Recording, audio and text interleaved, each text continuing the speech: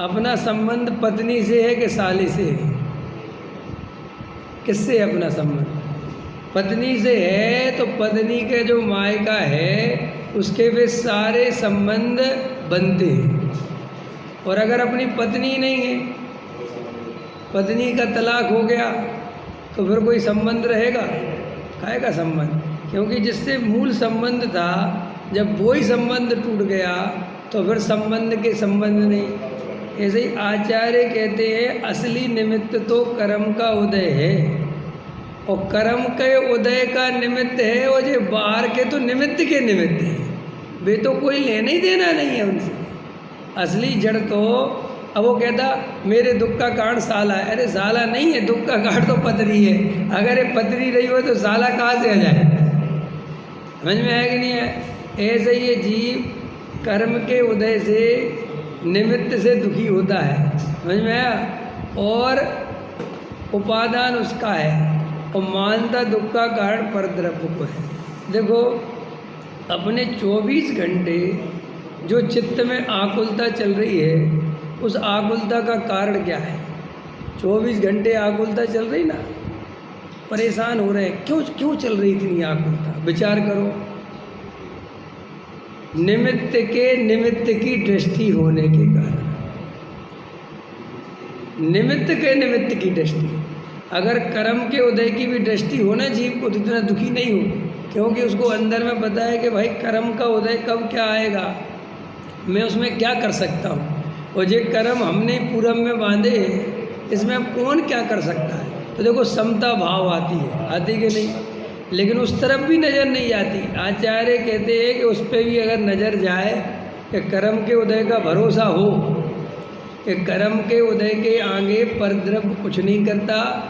सीता कह रही हैं रामचंद्र जी को कि आप मेरे दुख के निमित्त हो ही नहीं। क्या कह रहा हूँ? आप मेरे दुख के निमित्त नहीं हो, मेरे दुख का निमित्त तो मेरा कर्म का उदय है। और उपादान कौन है? वो तो मेरे स्वयं की पर्यायगत योग्यता। देखो, उपादान निमित्त। और रामचंद्र जी से सीता कह रही तुम्हारा कोई लेना ही देना नहीं।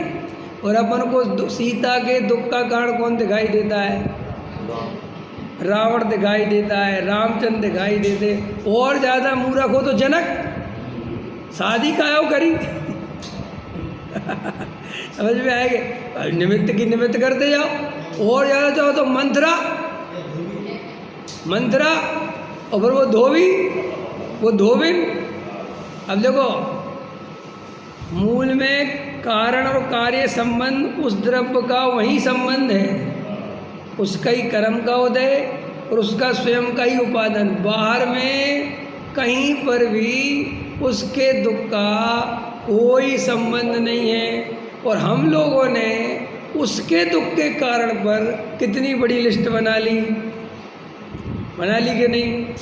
अब उस लिस्ट का इसके दुख से कोई संबंध नहीं, और हमारी लिस्ट 2 पेज की तैयार है। और हम कह रहे हैं अगर धोबी नहीं होता, ये बात नहीं कहता, तो दुख नहीं होता।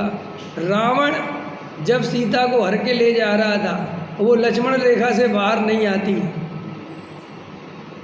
ये असली जड़ है। महिलाओं में वैसी बुद्धि नहीं होती। अरे जब लक्ष्मण कह गए थे कि नहीं निकलना बाहर, तो क्यों गए? अच्छा, तो राम में कम अकल है जो हिरण पकड़ने चले गए सोने का? होता है। तो अब देखो, अब देखते जाओ, देखते जाओ, देखते जाओ, देखते जाओ। ये तो मर गए हम तो।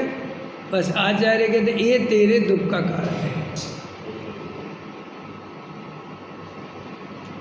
अगर तुझे पक्का भरोसा आ जाए कि बाहर में कोई सुख दुख का कारण नहीं है, न पत्नी, न बच्चे, न माँ बाप, न संयोग, न शत्रु, न कुछ नहीं, मैं जितना भी दुखी हो रहा हूँ मेरे कर्म के उदय के निमित्त से, निमित्त भी की बात आ गई, और मेरे पर्याय के उपादान में ऐसी योग्यता पड़ी है दुखी होने की।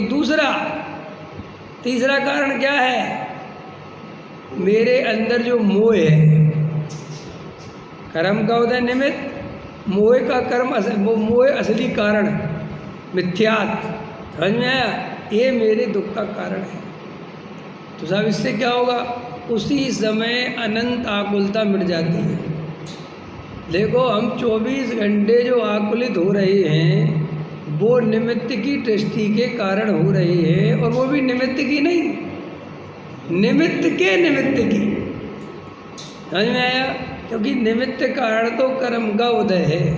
अगर अंदर में निमित्त के निमित्त की दृष्टि टूट जाए और एक एक द्रव्य की स्वतंत्रता भाषित हो, और जो मेरे को दुख हो रहा है इसका कोई परद्रव्य से संबंध नहीं है, तो जो परद्रव्य में हेर फेर करने की बुद्धि है, उसको जो बदलने की रात और दिन चिंता है, ऐसा हो जाए, ऐसा हो जाए, ये हो जाए, वो हो जाए, ये हो जाए, ये सब अंदर से मान्यता निकल गई।